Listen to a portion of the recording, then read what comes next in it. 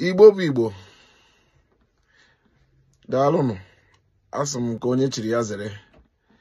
Anyị jikwa ohere na-ekele unu n'ịnọnyere anyị n'izuụka gara aga na ihe omume anyị ilu Igbo. Na-atụfughị oge unu, aha m bụ Maazị Sugarman. N'ụbọchị taa, mụ na lọlọ m nọ bụ lọlọ m Robota. Lọlọ ngwa kelee ndị Igbo. Igbo ndị ọma, njem anụ, ndewanụ. Igbo ndị ọma m ji eme ọnụ, ndewonụ, ka dabara adaba.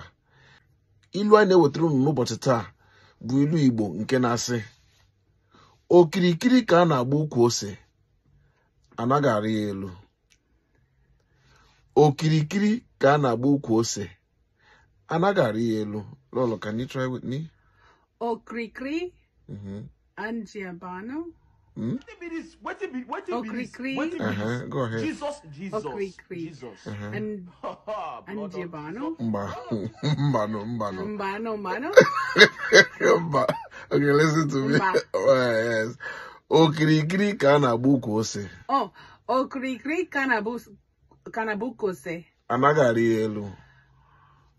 Anaghị ya elu. Good. Okirikiri ka a na-agba ukwu ose. Okirikiri ka na-agba ukwu ose. Anaghị arị ya elu. Agaghị ya elu. Anaghị arị ya elu. Gịsa agari ya elu. Anaghị arị ya elu. Anaghị ya elu. Good. So the English translation says, the pepper shrub is not to be climbed. You can only walk around it or circle it. Because it's not a tree, it's a shrub.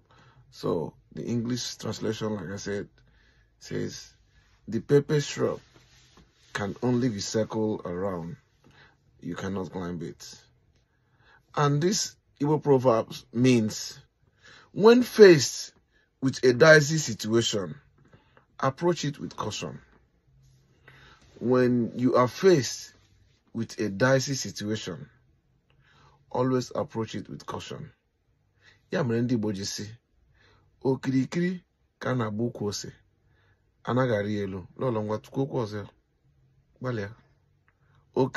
Okirikiri ka na-agba ukwu ose, anaghị arị elu. Anaghị ya elu. Otu aka ọ dị.